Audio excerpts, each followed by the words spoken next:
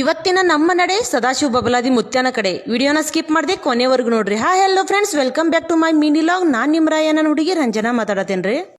ಬಬಲಾದಿ ಸದಾಶಿವನ ಜಾತ್ರೆ ವಿಜಯಪುರ ಜಿಲ್ಲೆಯ ಬಬಲೇಶ್ವರ ತಾಲೂಕಿನಲ್ಲಿ ನಡೆಯುವ ಒಂದು ವಿಶಿಷ್ಟ ಜಾತ್ರೆಯಾಗಿದ್ದು, ಇಲ್ಲಿ ದೇವರಿಗೆ ಮದ್ಯವನ್ನೇ ನೈವೇದ್ಯ ಮಾಡಲಾಗುತ್ತದೆ ಮತ್ತು ಭಕ್ತರು ಸಹ ಮದ್ಯ ಸೇವನೆ ಮಾಡುತ್ತಾರೆ.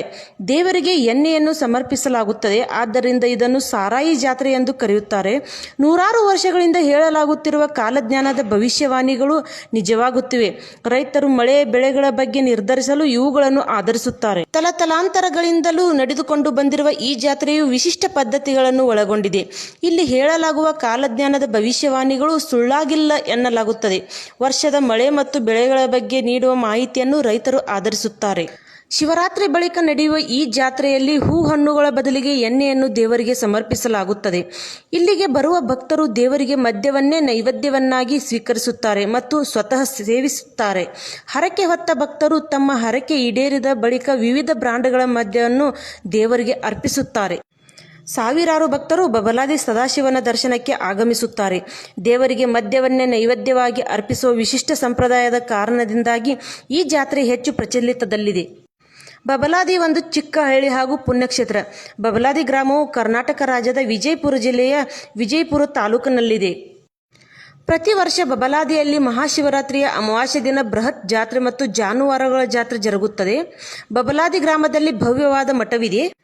ಪ್ರತಿ ವರ್ಷ ನಡೆಯುವ ಬಬಲಾದಿ ಸದಾಶಿವ ಮುತ್ಯಾನ ಜಾತ್ರೆಯಲ್ಲಿ ದೇವರಿಗೆ ಮದ್ಯ ಸುರಿಯುವುದು, ಅದನ್ನು ತೀರ್ಥ ರೂಪದಲ್ಲಿ ಸ್ವೀಕರಿಸುವುದು ಕಡ್ಡಾಯವಲ್ಲ. ಆದರೆ ಹಲವು ವರ್ಷಗಳಿಂದ ನಡೆದುಕೊಂಡು ಬರುವ ಸಂಪ್ರದಾಯ ಮುರಿಯುವ ಗೋಜಿಗೆ ಭಕ್ತರಾಗಲಿ ಮಠದ ಆಡಳಿತ ಮಂಡಳಿಯಾಗಲಿ ಹೋಗಿಲ್ಲ.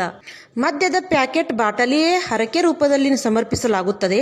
ಅಲ್ಲದೆ ದೇವರ ದರ್ಶನಕ್ಕೆ ಬರುವ ಭಕ್ತರಿಗೆ ಇದೇ ತೀರ್ಥ. ವಿಜಯಪುರ ಜಿಲ್ಲೆಯ ಬಬಲಾದಿ ಗ್ರಾಮದ ಆರಾಧ್ಯ ದೈವ ಸದಾಶಿವ ಮುತ್ಯಾರ ದೇವಸ್ಥಾನದಲ್ಲಿ ಇಂತಹ ವಿಲಕ್ಷಣ ಆಚರಣೆ ನಡೆಯುತ್ತೆ. ಜಿಲ್ಲೆಯ ಬಬಲೇಶ್ವರ ತಾಲೂಕಿನ ಬಬಲಾದಿ ಗ್ರಾಮದ ಆರಾಧ್ಯ ದೈವ ಸದಾಶಿವ ಮುತ್ಯ ದೇವಸ್ಥಾನದಲ್ಲಿ ಅನಾದಿ ಕಾಲದಿಂದಲೂ ಇಂತಹ ವಿಚಿತ್ರ ಹಾಗೂ ಸೂಜಿಗದ ಆಚರಣೆ ನಡೆದುಕೊಂಡು ಬಂದಿದೆ. ಪ್ರತಿ ವರ್ಷ ಮಹಾಶಿವರಾತ್ರಿಯಿಂದ 3 ದಿನಗಳ ಕಾಲ ಬಹುದೊಡ್ಡ ಜಾತ್ರೆ ನಡೆಯುತ್ತೆ. ಮಹಾರಾಷ್ಟ್ರ, ಗೋವಾ ಸೇರಿ ಸುತ್ತಮುತ್ತಲಿನ ಜಿಲ್ಲೆಯ ಲಕ್ಷಾಂತರ ಭಕ್ತರು ಜಾತ್ರೆಯಲ್ಲಿ ಪಾಲ್ಗೊಳ್ಳುತ್ತಾರೆ. ಸದಾಶಿವ ಮುತ್ಯಾನ ಗದ್ದುಗೆ ಪೂಜೆ ಹಾಗೂ ಅಲ್ಲಿ ಪ್ರತಿಷ್ಠಾಪಿಸಿದ ದೇವರ ದರ್ಶನಕ್ಕೆ ಬರುವ ಭಕ್ತರು ಕೈಯಲ್ಲಿ ಮದ್ಯದ ಪ್ಯಾಕೆಟ್ ಬಾಟಲಿಗಳನ್ನು ಹಿಡಿದುಕೊಂಡು ಪ್ರತಿ ದೇವರ ಮೂರ್ತಿಗಳ ಮೇಲೆ ಮದ್ಯ ಚೆಲ್ಲುವ ಮೂಲಕ ಭಕ್ತಿ ಸಮರ್ಪಿಸುತ್ತಾರೆ. ಮಠದ ಜಾತ್ರೆಗೆ ಆಗಮಿಸುವ ಭಕ್ತರು ಮಠದ ಬಯಲು ಜಾಗದಲ್ಲಿ ಹರಕೆ ಹೊತ್ತವರು ಮಾಂಸದ ಅಡುಗೆ ಮಾಡಿ ದೇವರಿಗೆ ಅರ್ಪಿಸಿ ನಂತರ ಕುಟುಂಬ ಸಮೇತ ಊಟ ಮಾಡಿ ತಮ್ಮ ಗ್ರಾಮದತ್ತ ಮರಳುತ್ತಾರೆ. ಕಳೆದ 28 ವರ್ಷಗಳ ನಂತರ ಮಠದ ಜಾತ್ರೆಗೆ ಅತಿ ಹೆಚ್ಚು ಭಕ್ತರು ಆಗಮಿಸಿದ್ದು ಜಾತ್ರೆ ಕಳೆಗಟ್ಟದಂತಾಗಿತ್ತು.